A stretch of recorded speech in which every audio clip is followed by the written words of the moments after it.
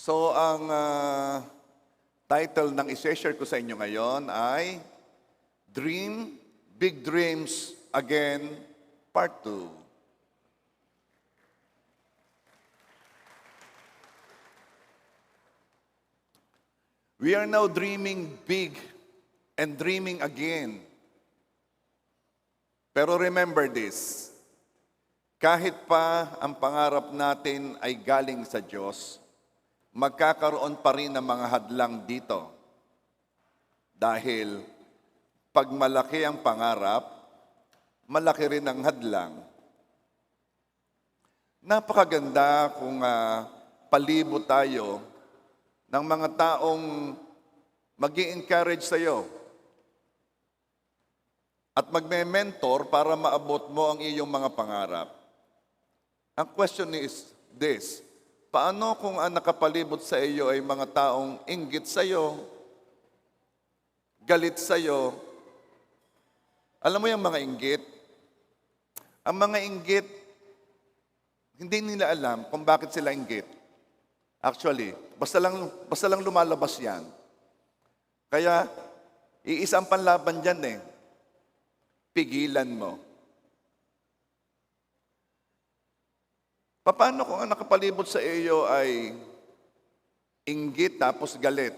Tapos yung pang mga inggit, mamaya ay galit sa iyo. Hindi rin nila maunawaan kung bakit. At sila pa yung mga hadlang sa pangarap. Genesis 37 verse 5. Minsan nananaginip si Jose at lalong namuhi ang mga kapatid niya nang ito'y ikwento niya sa kanila. Genesis 37 verse 6. Sabi ni Jose, napanaginipan ko. Verse 7, na tayo ay nasa bukid at nagbibigkis ng trigo. Tumayo ang aking binigkis at yumukod sa paligid nito ang inyong mga binigkis. Verse 8, ano? Ang ibig mo sabihin ay maghahari ka sa amin? Tanong nila. At lalo silang nagalit kay Jose.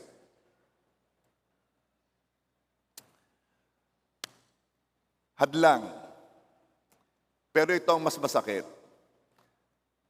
Mas masakit kung paano kung ikaw mismo ang hadlang sa pangarap mo. Somebody told me, umattend siya last Sunday.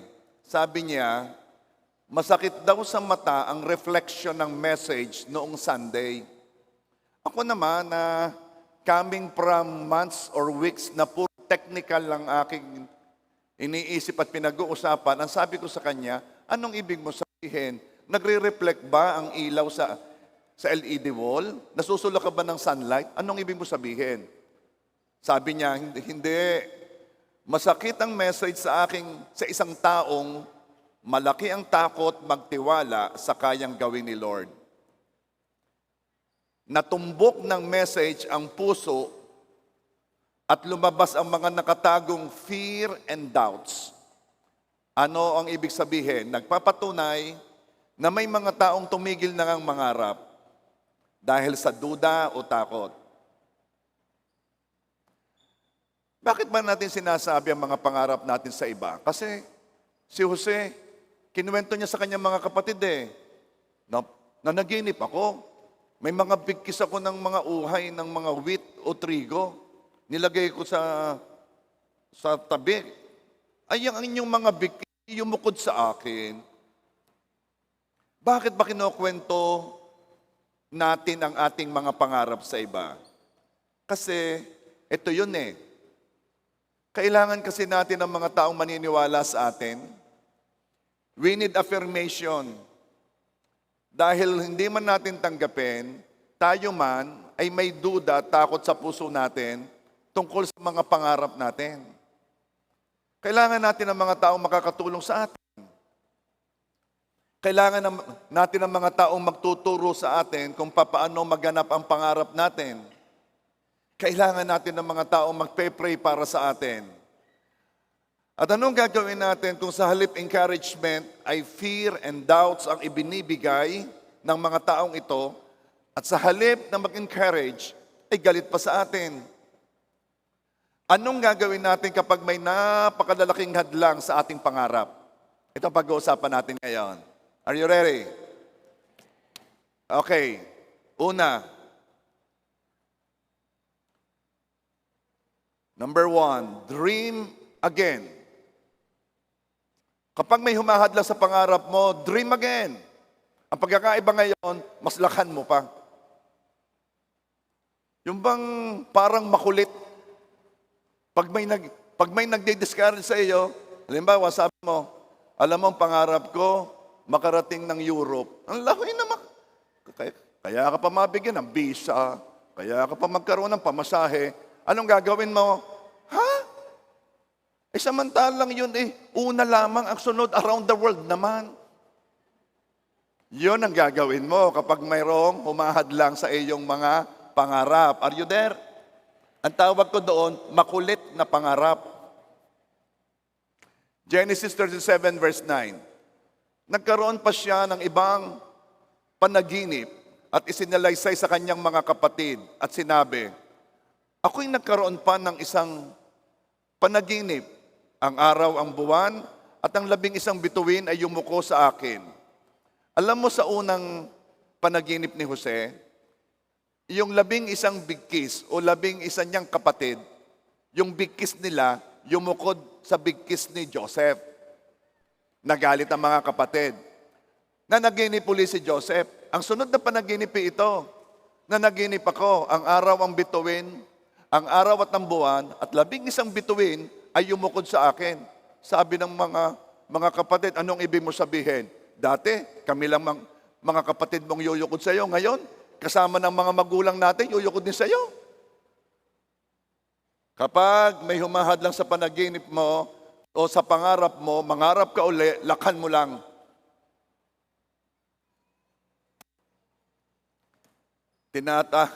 Tinatakot pala ha, lalo kung lalakihan ang pangarap ko. Ganito mag-isip ang mga taong naniniwala at nagtitiwala sa Diyos na kayang gawin ang higit pa sa kayang hilingin at isipin ng sinumang tao. Ang Diyos natin, kayang gawin lampas sa kaya mong hingin. Ephesians 3:20. Sa Kanya na makakagawa ng higit pa kaysa maaari nating hilingin at isipin sa pamamagitan ng Kanyang kapangyarihang kumikilos sa atin. Nakakapanghina pag sinabihan mo, kapag ang mga tao sinabihan mo ng pangarap mo, ay wala namang bilib na magaganap yun. Nakakapanghina.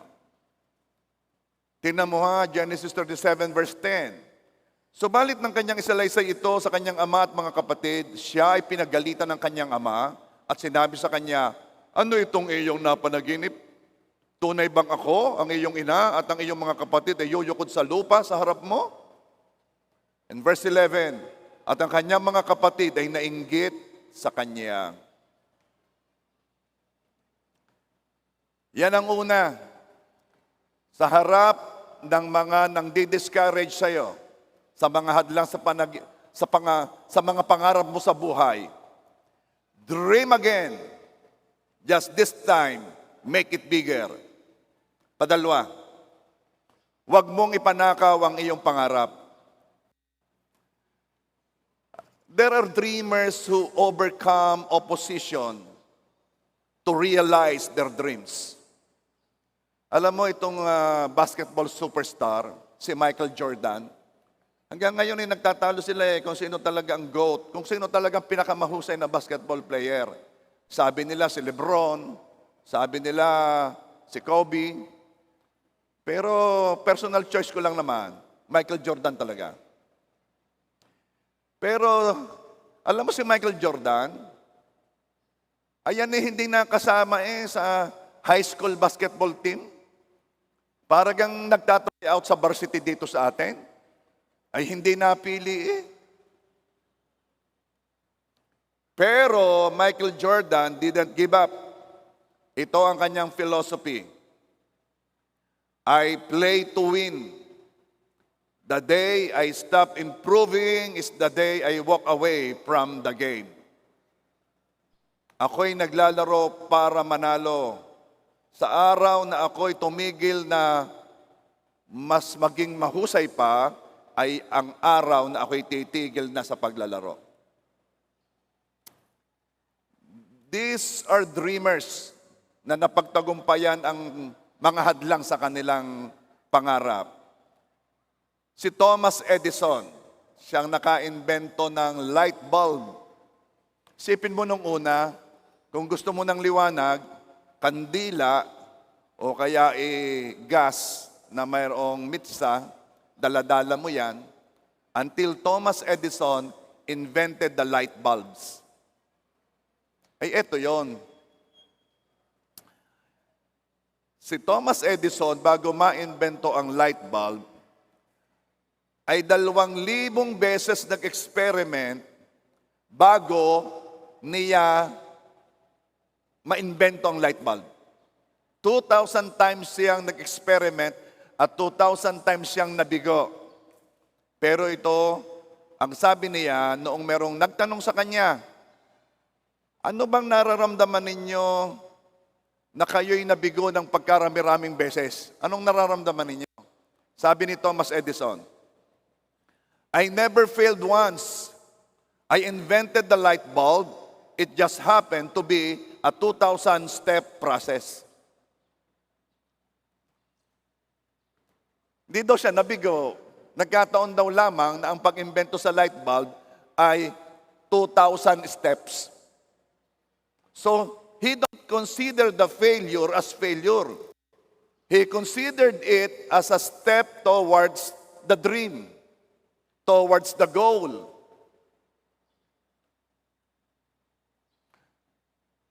Kung yung mga taong walang Kristo sa puso, nangangarap ng malaki, ikaw pa ba naman na Christian na mayroong malaking Diyos sa iyong puso ang hindi mangarap?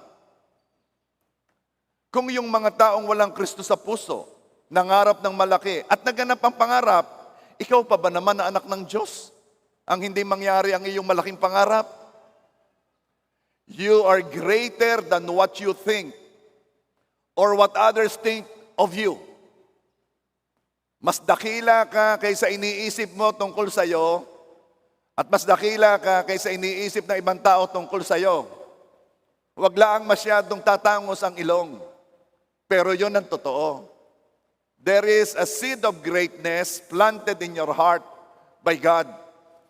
Ito ang reason kung bakit hindi mo man aminin, gusto mong mag-excel, gusto mong makapasa, gusto mong magka-honor, gusto mong maging successful, gusto mong may marating, gusto mong may maabot. Why? Because every one of us ay binigyan ng Diyos ng binhi ng kadakilaan. Gusto nating mag-excel. Bakit? Delikado tayo ayon sa wangis ng Diyos You are greater than what you think. At eto yon. Your destiny is in your dreams. Kaya wag mong ipapanakaw yang iyong pangarap. Are you there? Don't let someone else's disapproval or jealousy hinder you from dreaming.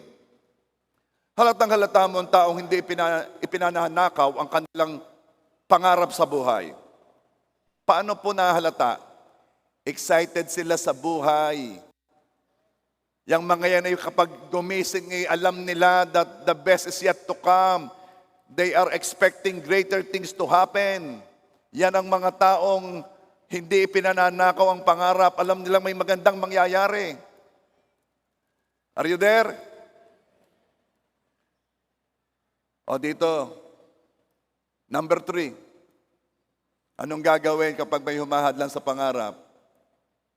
Keep the sweet spirit. Keep the sweet spirit. Madaling maging mabuti pag maganda ang nangyayari. Ang kailangan ay mapanatili ang magandang kalooban sa gitna ng pangit na pangyayari. Alam mo, maraming tao na mabait Kapag good mood, Madaling maging mabuti pag magandang pangyayari. May mga taong pag good mood, ang sarap kasama. Talagang hindi pa kayo nakain, inililibre ka na eh. Ang kailangan ay ito, yung kahit hindi maganda ang mood mo, mabait ka pa rin. Are you there? Napakagandang pangarap ni Joseph. Pero yun lang ang alam ni Joseph.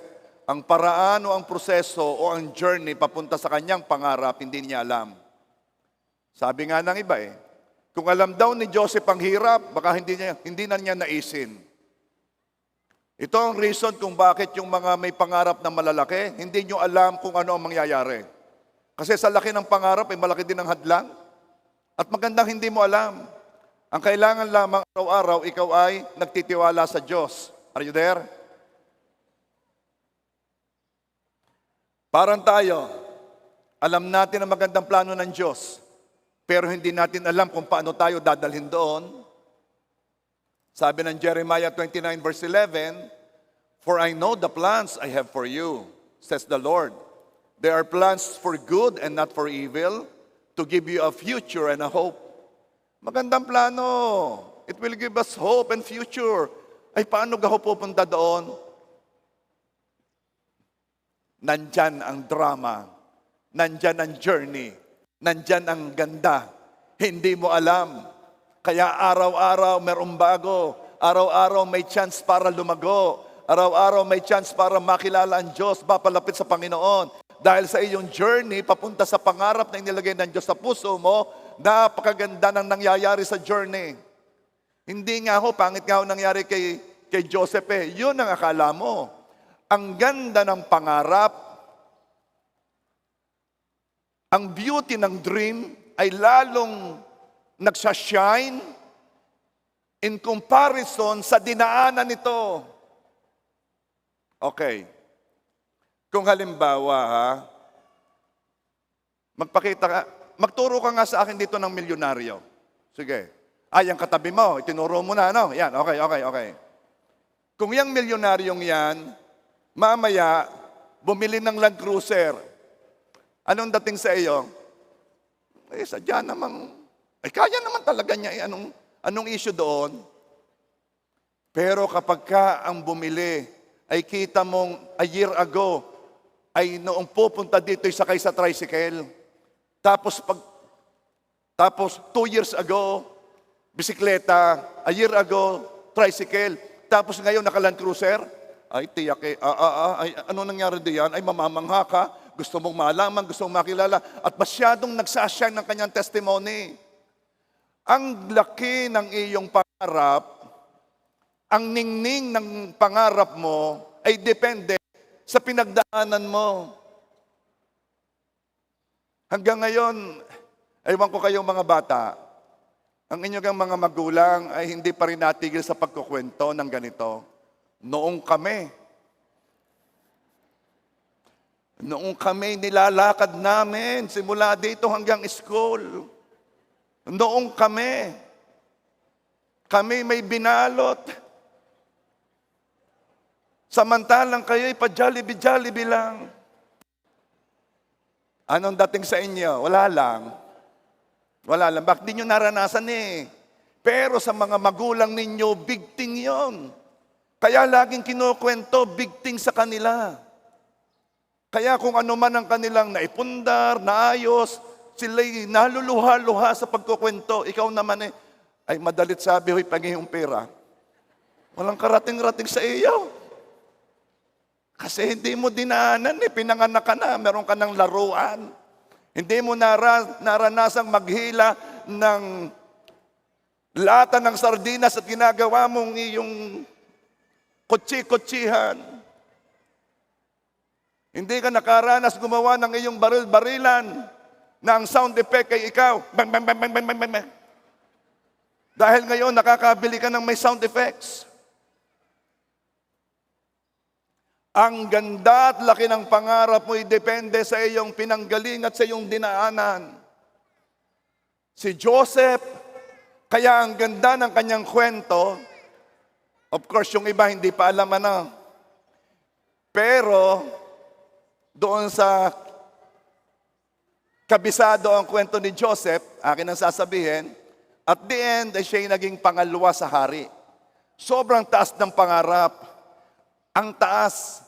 Pero ang dinaanan ni Joseph katindi at mamaya ay aking ikukwento ng madali yon.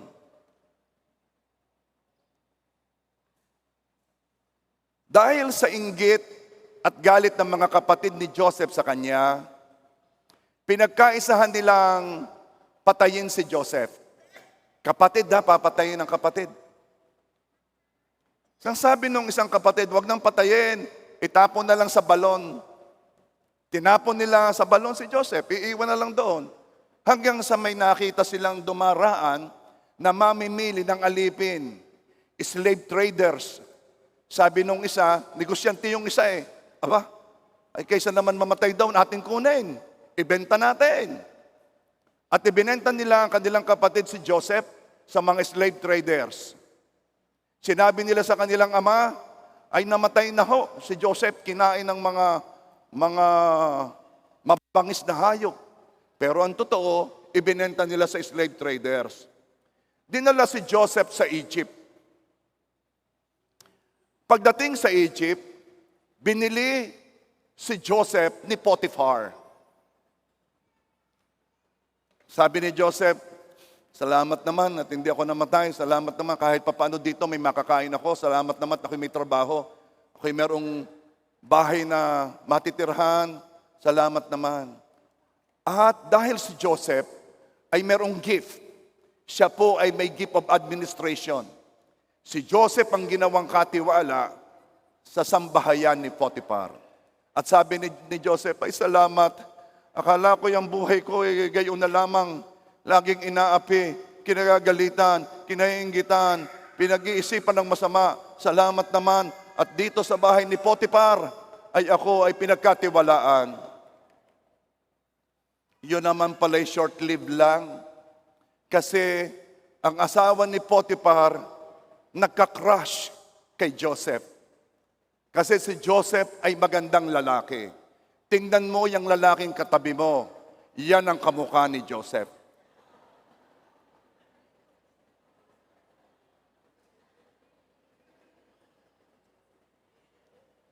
Parang marami ay hindi makapaniwala, no? Pero totoo po yun. Beauty is in the eyes of the beholder. At nagkagusto ang asawa ni Potiphar sa kanya. Isipin na lamang ninyo, ha? Kasama sa bahay, inakit ng asawa ni Potiphar. Pero si Joseph nanatiling tapat. Nanatiling tapat si Joseph. Tingnan mo ang katabi mong lalaki. Iyan si Joseph. Nanatiling tapat.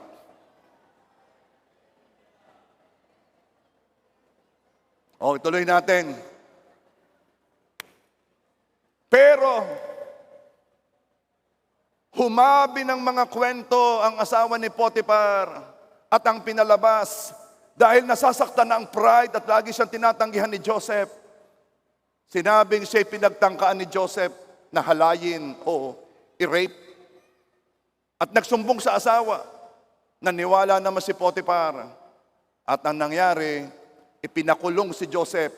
Ibinilanggo si Joseph. At eto na naman si Joseph, naiisip siguro, napakaganda ng katatayuan ko noon kasama ng aking ama. Ako yung paborito ng aking ama. Ipinaggawa ako ng mamahaling balabal. Ba't ako nakabilanggo dito? Pero si Joseph ay merong gift of administration. Maya-maya pa, siya na ang tagapangasiwa sa bilangguan. At sabi ni Joseph, siguro naman kahit papaano mabuti-buti na rin. At ako'y hindi nakabilanggo lang at ako ang tagapangasiwa sa mga nakabilanggo dito. And then, may nabilanggo na cupbearer at saka chief baker ng hari ng palasyo. Siya yung chef at saka siya yung personal assistant ni Pharaoh. Ay itong dalaway na naginip. Tapos sabi ni Joseph, i-interpret ko ang iyong panaginip. Si Joseph may isa pang gift. Meron siyang ability to interpret dreams. At sabi niya doon sa chief baker, ang panaginip mo ito, ikay mamamatay. Siyempre may istorya pa yun. Akin na lang pinabibilis. At ang sabi naman niya doon sa personal assistant ni Pharaoh, the cupbearer, ikay mapapabalik sa palasyo. At ikay maglilingkod muli. Tsaka ba? Oo. Tapos sabi ni Joseph, huwag mo kakalimutan ha. Ikwento mo naman ako sa hari. Sabihin mo ako'y nabilanggo dito dahil ako ay inakusahan ng maling akusasyon. Hindi totoo. Ha? Sabihin mo sa hari ha? Oo. Sa tindi ng ginawa mo sa akin, may utang na loob ako sa iyo. Sasabihin ko agad. At nung nakalaya si cupbearer, nalimutan. Nalimutan na si Joseph. Sabi ni Joseph, may pag-asa pa kaya ako makaalis dito? O habang buhay na lang ako dito? Si Joseph na may pangarap, ay ito ang mga nangyayari, parang pulos opposite ng kanyang mga pangarap. And then may pangyayari, ang paraon o ang Pharaoh na naginip na walang makapagpaliwanag, naalala ni cupbearer, ni personal assistant, may kasama ko sa kulungan, magaling mag-interpret. Pinatawag si Joseph na interpret ang dreams, nakapagpayo pa si Joseph ng gagawin kasi siya yung administrador. At sabi ng paraon, okay, mabigat pala yung problemang yan. Magkakaroon ng 7 taon ng tag-ani at 7 taon ng taggutom. At sabi ni Joseph, mahal na hari, ito po ang inyong gawin. Kayo po'y maggawa ng mga warehouse, mamili ng mamili sa 7 taon ng mga pagkain. At kayo po'y makakapaghanda sa hindi magandang mangyayari sa Egypt. Sabi ng hari, ay ikaw na ang ikaw na ang makialam. Ikaw rin naman ang may alam ng gagawin, ikaw na. So, in one day, after a series of frustration and disappointments, in one day, naganap ang pangarap ni Jose.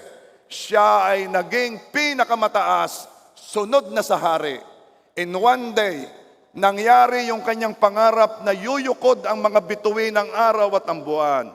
In one day, nangyari ang kanyang pangarap na ang mga bigkis ay yuyukod sa kanya. Kaya wag po kayong maiinip. Because there is always a one day. There is always a one day. Laging may isang araw na gagawin ng Diyos ang pangarap mo na siya na rin ang naglagay sa puso mo. Kanino yun?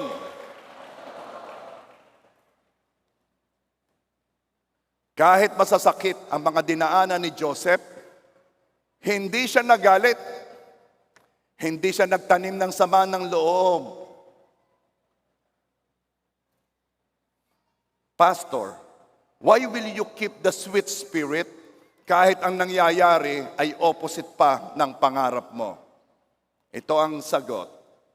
Kasi kahit na ang nangyayari ay pangit, it does not mean opposite ito ng pangarap mo. It could mean steps ito patungo sa pangarap mo.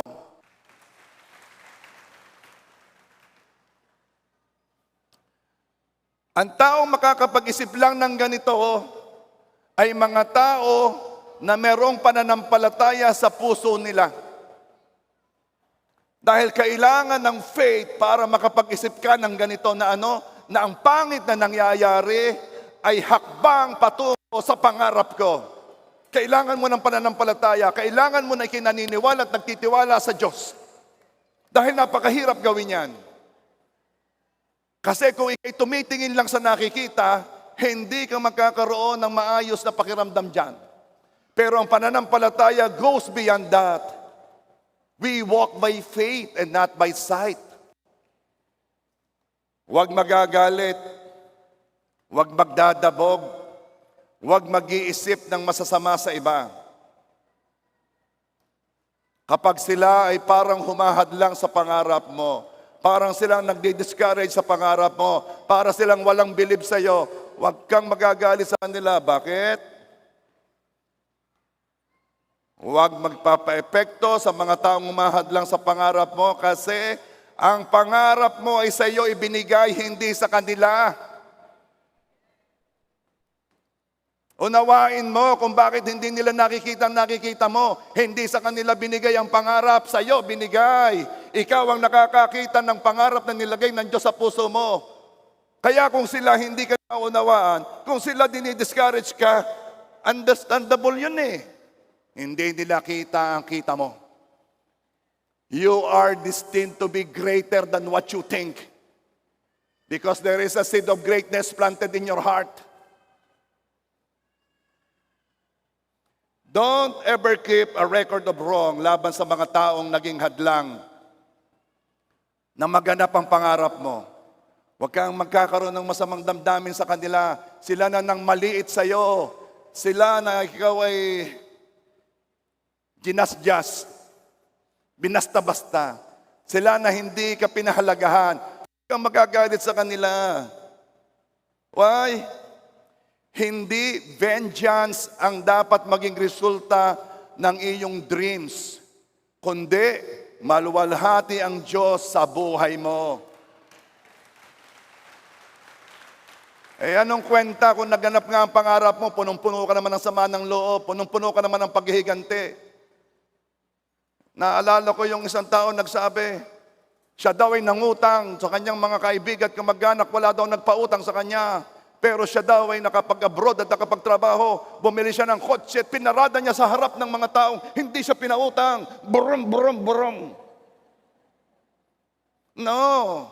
Hindi yun ang purpose ng dream. Hindi ang purpose ng dream ay ipamata sa mga taong nanakit sa iyo, nang frustrate sa iyo, nang disappoint sa iyo, na sila'y nagkamali. No. Ang purpose ng dream ay luwalhatiin mo ang Diyos sa buhay mo.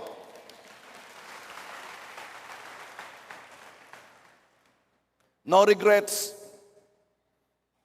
May mga nagturo, tinarinig ko eh. Ang sabi, hindi na sana pinagsabi ni Joseph ang pangarap niya. Kung hindi niya sinabi, di wala siyang problema. Pero let us not forget, noong sinabi ni Joseph ang pangarap niya sa mga kapatid niya, doon nagsimula na maganap ang pangarap niya. So anong ibig mo sabihin, Pastor?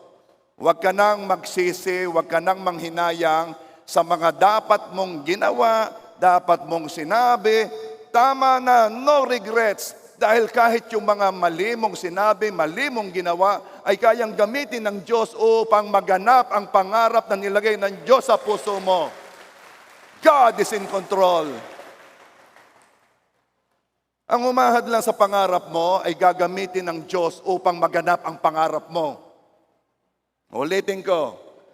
Kaya pag may humahadlang sa pangarap mo, ay pasalamatan mo eh. Hadlang ka. Thank you. Bakit?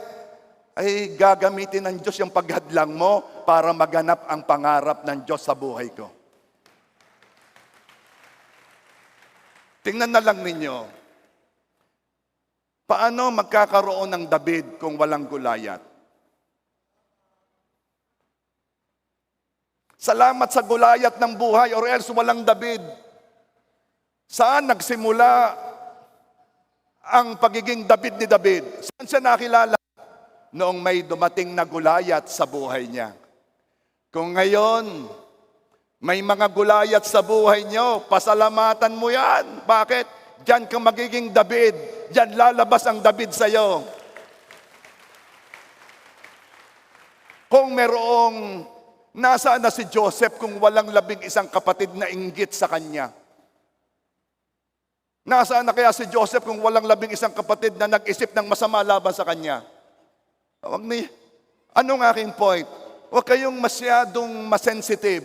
Huwag kayong masyadong magtanim. Nako, yung taong yan, simula-simulaan, masama nang iniisip niya sa akin. Hindi niya na ako pinapahalagahan. Instrumento ng Diyos ang mga yan para marating mo ang pangarap mo. Are you there? Kung sa iyong pagtatrabaho, may kasama ka sa opisina, may tama ka sa katrabaho mo sa hirap ng ugali. Pag sa iyong workplace, yung boss mo, parang lagi na lang ikaw nakikita, parang sa iyo binubunto ng trabaho. Sabihin mo, ay ito na sinasabi ni pastor, na itong gagamitin ng Diyos para maganap ang pangarap ng Diyos sa buhay ko. Sige pa! Ay pag ganun ang iyong mindset, ay yung bawat araw mo maganda. Ay meron akong mga namit noon pag uuwi galit. Galing sa trabaho niya, galit sa boss niya, galit sa kasama niya. Sira ang araw. Abay, after ilang taon ayos Anong ibig ko sabihin? Yung mga kasama ninyo sa trabaho, hindi mga perpekto yan. Katulad mo rin hindi perpekto. Pero kailangan mong makadevelop ng karakter na kung saan kaya mong makitungo sa iba't ibang uri ng tao. Hindi mo alam may nagaganap sa iyong puso. Sa pahuli,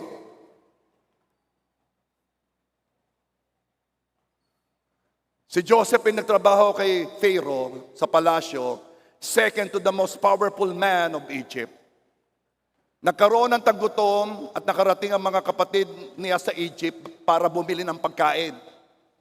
Hindi alam ng mga kapatid na buhay pa si Joseph.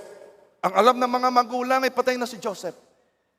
At hindi nila alam na ngayon ang kapatid nila, kinagalitan nila, kinainggitan nila ay hari na o sunod na sa hari sa Egypt. At heto sila ngayon. Pupunta sila sa Egypt kasi napakinig nila na doon may pagkain. Tagutom na. Wala nang pagkain sa kanila. Sinugo ng ama, punta kayo sa Egypt, may pagkain doon. Bumili kayo. Nakita ni Joseph ang kanyang mga kapatid. Medyo mahaba pang istorya, pero to make the long story short, nagpakilala si Joseph. Takot na takot ang mga kapatid niya na gumawa ng masama sa kanya. Hindi ba ganon? Pag may gumawa ng masama sa iyo at nakita kang ikaw ngayon makapangyarihan, takot na takot na. What can this man do to me? Pero look at the heart of Joseph. Genesis 50 verse 19. Ngunit sinabi ni Jose, huwag kayong matakot. Maaari ko bang palitan ng Diyos? Ano ibig sabihin? Ang Diyos ang may gawa nito. Verse 20. Masama nga ang inyong ginawa sa akin, subalit ipinahintulot iyon ng Diyos para sa kabutihan at dahil dooy naligtas ang marami ngayon. Masama ang ginawa nyo sa akin pero hinayaan nyo ng Diyos kasama yung sa kanyang malaking plano kasi may purpose ang si God. Ano yon? Ililigtas ang marami sa taggutom. Ililigtas at mapapagpala ang marami. Yun ang purpose ni Lord. Verse 21. Kaya huwag na kayong mag-alala. Ako ang bahala sa inyo at sa inyong mga anak. Napanatag ang kanilang kalooban sa mga sinabing ito ni Jose. Sabi nila, hurt people, hurt others. Ang taong nasaktan, nananakit din. Iba si Joseph. Joseph did not let the injustices done to him contaminate his heart. Hindi pumayag si Joseph na yung mga masasamang bagay na ginawa laban sa kanya ay marumihan ang kanyang puso. Hindi baling marumi ang labas. May injustices, may anger, merong cheating, merong lying. Di baling masama ang labas. Huwag lamang pumasok sa loob. Keep the sweet spirit. Si Joseph na natiling pure ang heart hanggang sa huli. Mga kapatid ko, hindi ako galit sa inyo. Actually, kung mababasa nyo, it's a very lovely story. Umiiyak si Joseph. Miss na miss niya ang kanyang mga kapatid. Mga kapatid na nanakit sa kanya, mahal na mahal pa rin niya. Joseph kept his heart pure. His spirit sweet. Walang galit, walang hinanakit, walang tampo. Church, napakahalaga ng tayo ng ating puso sa ikatutupad ng ating pangarap. Hindi lang nais ng Diyos dalhin ka sa magandang katatayuan. Nais ng Diyos na makarating ka roon ng may magandang kalooban. Maaaring hindi maganda ang journey. Marami kang makakatagpo diyan, mga nanloko sa iyo, mga dinaya ka, marami kang makakatagpo diyan. Pero ang purpose ni Lord sa iyo, ang plano ni Lord sa iyo, hindi ka lamang dalhin sa magandang katatayuan. Ang purpose ni Lord sa iyo, dalhin ka sa magandang katatayuan na may magandang kalooban.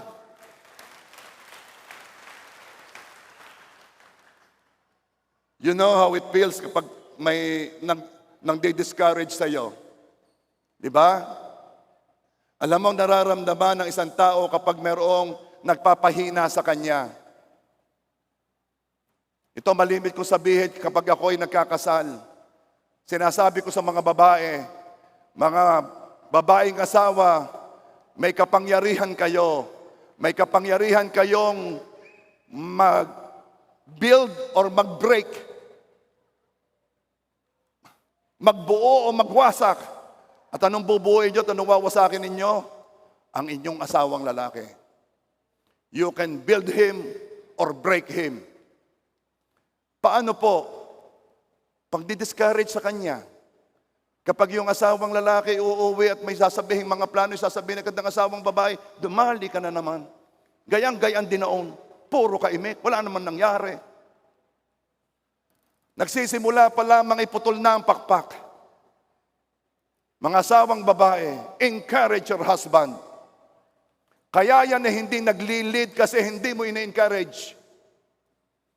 I-give up niya ang kanyang leadership kasi pinangungunahan mo siya. Mga kabataan, ako'y naniniwala walang bobo.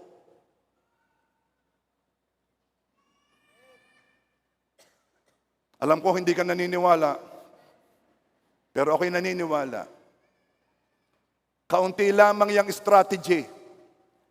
Strategy sa pag-aaral.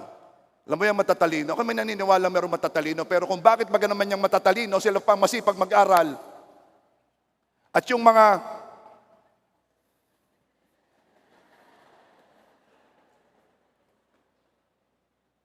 Hindi, pastor, ako na may nag-aral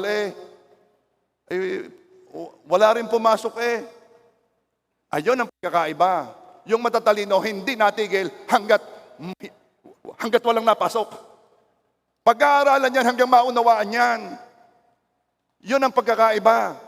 Stickability, hindi natigil. Kaya yung mga yan, gabi na, nag-aaral pa kasi hindi niya maunawaan. Yung ibang tao,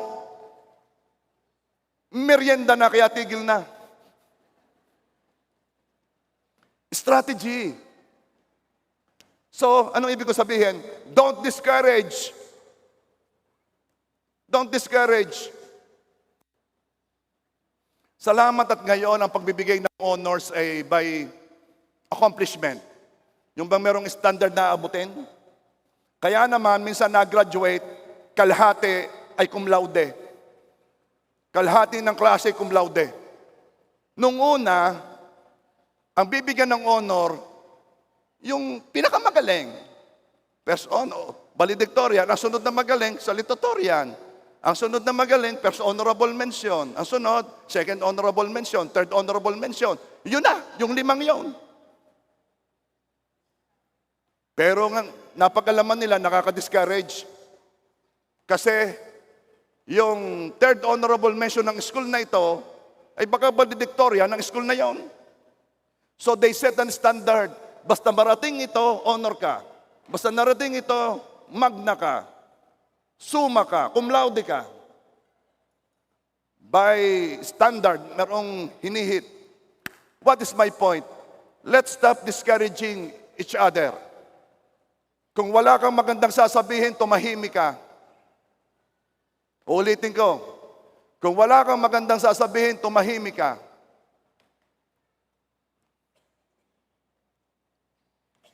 Because you know how it feels kapag mayroong nang di-discourage.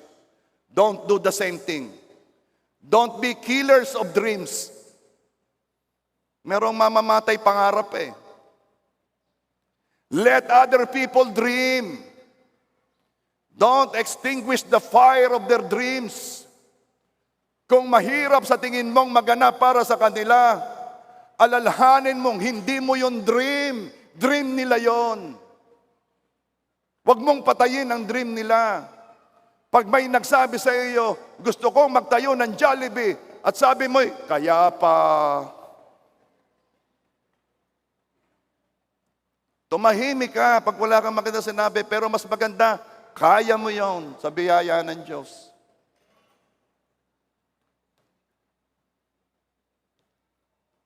Be an encourager.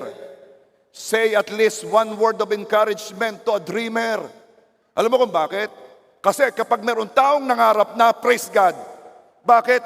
Hindi lahat ng tao yung nangangarap.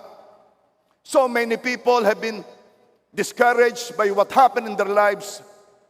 So many people ay may pumatay na ng kanilang pangarap. Kaya pag may nakita kang taong nangangarap, encourage them. Don't kill their dreams. Are you there? Pag may nagsabi sa iyo, parang gusto kong magpastor, huwag mong sabihin, alahoy. Sabihin mo, pwedeng-pwede ka. Alam mo, may mga tao hindi lang sinasabi, napakababa ng kanilang self-esteem, napakababa ng tingin nila sa kanilang sarili, hindi lang pinapahalata, nagsasalita lang sila na akala mo they can do, pero sa totoo, discourage sila. May mga taong katatapang, nagsalita ka ng negative, babanatan ka agad. Babanatan ka agad. Alam mo kung bakit? Kasi nasasaktan sila. Kapag nakakarinig sila ng negative tungkol sa kanila, bakit? Because nilalabanan na nga nila yon at heto ka. Dinadagdagan mo pa yung discouragement niya.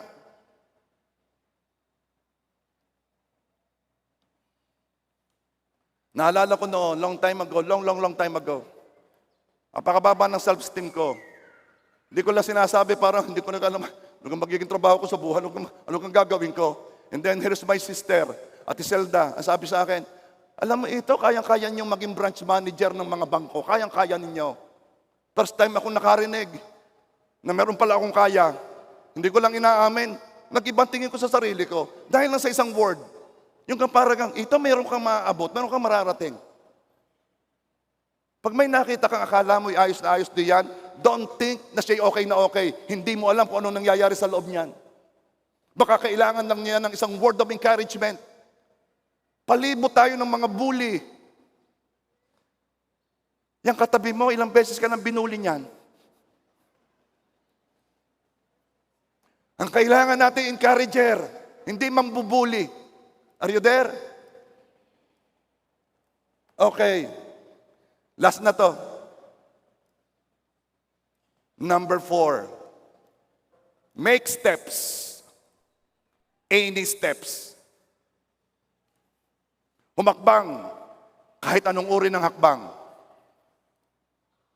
Okay, alam ko medyo hindi nyo maunawaan yan. Ito yon. Ang pagkakaiba ng pangarap sa imagination lang, baka naman ako'y baka nag-i-illusion lang ako. Arigahoy talaga yung pangarap na galing sa Diyos. Ito yon. Ang pagkakaiba ng pangarap sa imagination lang ay kung ano ginagawa mo sa araw-araw. Anong steps, Pastor, ang gagawin ko upang maganap ang malaki kong pangarap? Any step will do. Basta meron. It could be, Brother Junar, life group ko yan pinagkwentuhan namin ng Dream Big Dreams It could be Brother Junar na nangangarap na balang araw, mabibili niya ang lupa sa likod ng bahay niya. Pero itong ginagawa niya. One small, insignificant step. Winawalis niya ang bakurang yung, nililinis niya ang bakurang yung, kumikilos siyang kanya ang bakurang yung. One small, insignificant step.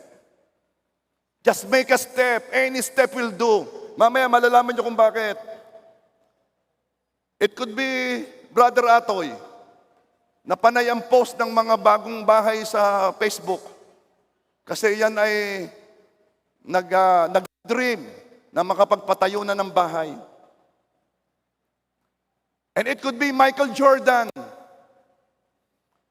Hindi na nga siya nakasama sa varsity Nakat siya nung high school, nag-try out, hindi siya natanggap. Alam mo ang ginawa ni Michael Jordan?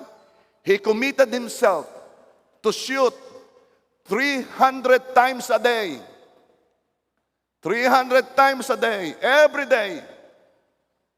One small, insignificant step. Just do something, just make a step. Any step will do. Bakit nga po? Ito yon. How can my insignificant step even matter? Because if you will make a step, kung ikay hakbang, then God will make His step also. Hahakbang din siya. Then you will make your small, baby, insignificant step again. And then God will make His own step. And this is the difference. Okay? Meron kang pangarap. You made the step. It could be, nag-seminar ka, umattend ka ng seminar. It could be, nanood ka ng exhibit ng mga bagay na interesado ka. It could be, nanood ka ng YouTube ng how to do things. Katulad ngayon, usong-uso yung mga pastil na mga manok na niluluto, na nanood ka. Something that interests you. Baby step. And then watch out. Because God will make His own step. But the difference is this. God's step is a very big step. Ang iyo'y isang maliit lang. Kaunti lang. Pero pag ang Diyos naman ang humakbang para maganap ang pangarap mo, pangarap na siya naman ang naglagay sa puso mo, napakalaki ng hakbang na gagawin ng Diyos. Ako minsan napapatawa sa mga tao na may mga na-reach na heights, may naabot, at nasasabihin nila, ito'y nabili ko, ito'y nagawa ko. Hindi ko marinig, ay anong role ni Lord diyan? Wala, hindi ko marinig si Lord eh. Puro yung kanilang hakbang. Hindi nila nakita sa bawat hakbang nilang pagkaliliit naman na any person can do that, ay sinabayan ng Diyos ng kanyang hakbang na pagkalalaki naman upang marating ang pangarap niya. Yes, your steps may be small, insignificant, but God's steps are very big steps. Magkasama kayo ng Diyos sa paglakad upang maganap ang iyong pangarap. Mas malaki lamang ang kanyang lakad o ang kanyang hakbang. Merong isang verse malimit sinasabi ito sa paglapit sa Diyos James 4:8. Come near to God and He will come near to you. And then na-reveal sa akin, kahit sa paglapit natin sa Diyos, akala natin tayong lumalapit. Ako po ay nag-pray Ako po ay umattend Pero itong sasabihin sa iyo, isang lapit mo sa Diyos, isang attend mo, isang pakinig mo, isang maliit na hakbang na naramdaman ng Diyos na lumalapit ka, humanda ka, ang Diyos na may hahakbang din, mas malaki lamang upang ikaw ay i-meet. Alam mo kung ba't nandito ka? Kumilos na ang Diyos sa puso mo. And praise God, humakbang ka. Hintayin mo ang hakbang ng Diyos upang ikay yapusin, upang ikay hawakan, at hindi ka nabibitawan ng Diyos. Nag-start lang sa journey papalapit sa dream. Naalala ko noon, Melody and I were dreaming. Kaya, to those of you who are dreaming, keep on dreaming. Big dreams. Nangangarap kami magkaroon ng bahay. Saan ka naman kukuha? Pero our luck did not stop us from dreaming. Merong mga laruan ng aming mga anak, kababata pa noon ni Denise at ni Yayan. Ang laruan nila ay Lego. Alam niyo Lego, no? Nagduduktong-duktong. Kami ni Melody ang naglalaro. Bumubuo kami ng bahay sa Lego ng aming mga anak. Yung itsura ng bahay At para kaming mga batang nagkukwentuhan dito, ating bahay, ganito ating itsura ating bahay. Small, insignificant step, mapapatawa ka nga sa liit. Pero, nakita ni Lord, at nung si Lord naman ang humakbang, anong pagkalaki-laki ng ginawa niyang hakbang. Dream big, and dream again. Huwag mong ipanakaw ang iyong dream.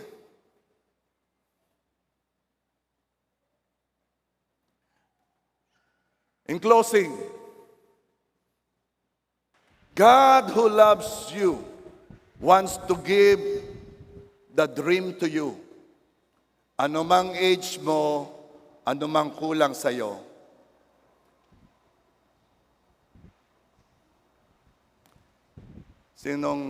Alam ganyo yung istorya ng bata? Sabi ng magulang sa bata, spell McDonald's at dadalhin kita sa McDonald's. Sabi ng bata, KFC na lang. Did you see the KFC sa harapan? Okay. Do you know who invented or who started KFC? Ang pangalan niya ay Colonel Harland Sanders. Ito ang aking point. Tinayo niya ang KFC restaurant chain at the age of 65. Kaya kayong mga discounted, dream big and dream again.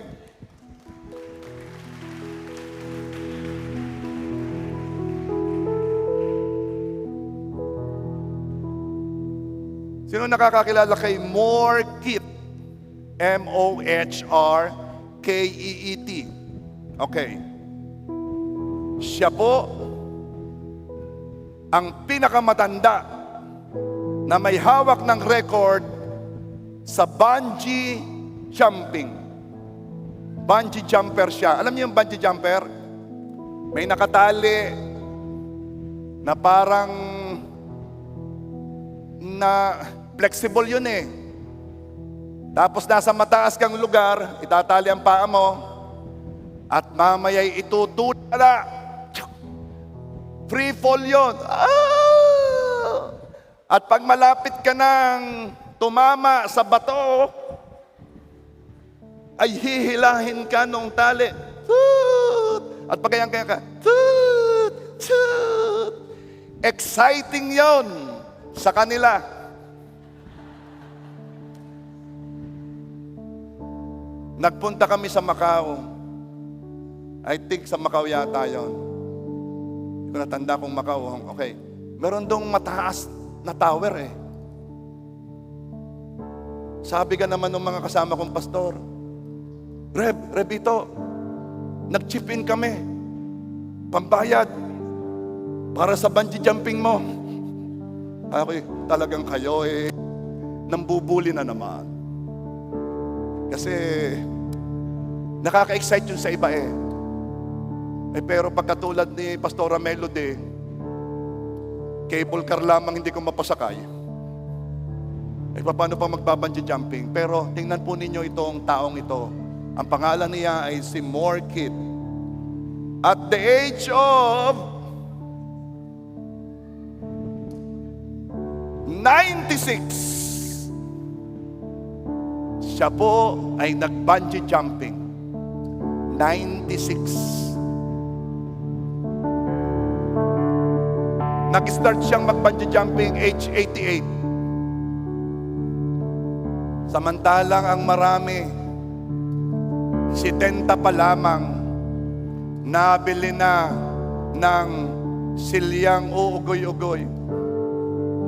At kumakanta ng na na na na na na na na na. Hoy, hindi pa kayo matatanda. Marami pa kayong mga dreams na gagawin.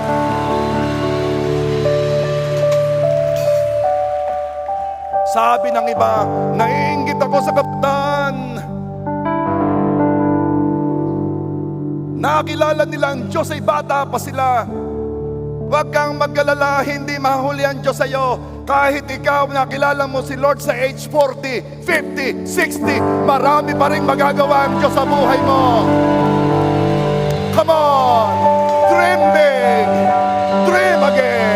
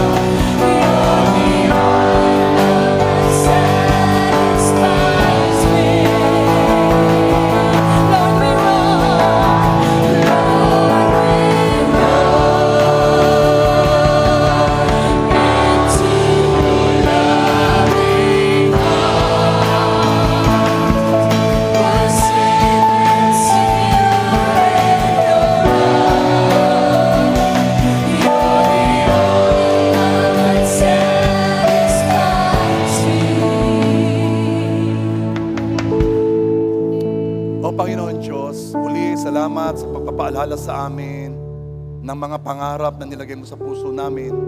Salamat po, Lord God, for making us dream big and dream again. Thank you, Lord God, for reminding us na may magandang bagay na nakahanda ka sa amin. And our destiny is in our dreams. Thank you, Lord.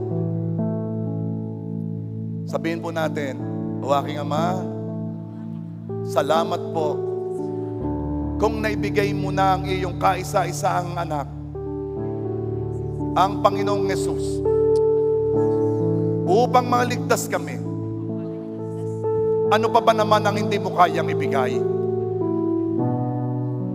Salamat po sa mga pangarap, sa kaganapan nito. Jesus, Ikaw ang aking Diyos. Ikaw ang Panginoon ko. Ikaw ang tagapagligtas ko. In Jesus' name we pray. Everybody say,